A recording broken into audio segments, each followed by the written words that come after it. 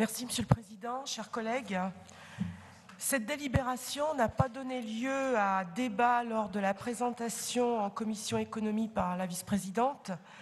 Néanmoins, il s'agit d'une délibération, je dirais entre guillemets, ramassée. Cette délibération 2013 confirme les points carrés de formation en tenant compte de ce qui a été réalisé à la région depuis 2004.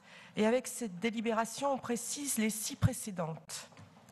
L'objectif de ce double vote AP-CP est que les services et l'ensemble des partenaires de la région commencent l'année civile avec un cadre rénové, lisible, stabilisé et une refonte concomitante au budget 2013.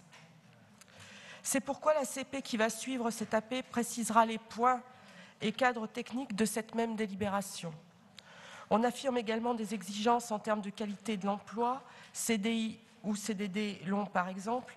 En effet, l'objectif politique du nombre de carrettes signées est atteint, près de 26 000 depuis le lancement de la mesure.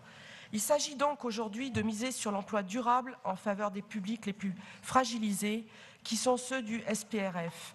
C'est pourquoi la délibération vise à intégrer le carré dans le SPRF. Ainsi, le carré de formation s'appuiera sur les nouveaux dispositifs formation du SPRF, que sont les actions projets, et le carré d'emploi intégrera les actions de conseil et d'accompagnement au parcours, et nous nous en réjouissons. La région s'est réengagée auprès de l'État et des partenaires sociaux, comme l'a dit Madame la vice-présidente, en octobre 2012 pour l'emploi et la formation des jeunes. L'accompagnement des salariés et des entreprises en mutation sur les territoires d'excellence entre les hommes et les femmes et la manière de former sur les entreprises en mutation. Mais ceci, Madame la vice-présidente l'a dit également. La formation des demandeurs d'emploi au service de l'emploi durable, inscrire le carré dans le SPRF, affirmer la mobilisation en faveur des contrats d'avenir et des contrats de génération. Le carré propose dans une démarche donnant-donnant de mettre à la disposition d'une entreprise qui a des difficultés pour recruter, faute de candidats repérés ou de candidats assez formés, de bénéficier d'un appui de la région pour identifier des salariés potentiels ou formés en amont de la signature d'un contrat. L'entreprise doit s'engager en contrepartie sur le recrutement en emploi durable. Les principaux secteurs concernés sont notamment l'aide à la personne, le bâtiment, les métiers du transport et de la logistique, les emplois verts. Parallèlement, le SPRF a été précisé.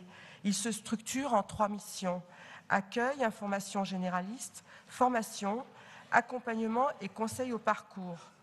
La mission formation du SPRF redéfinit la structuration de l'offre de formation en 3 finalités: compétences premières, qualification et certification, et 3 modes d'intervention pour la région: programmation, action projet et appui aux partenaires.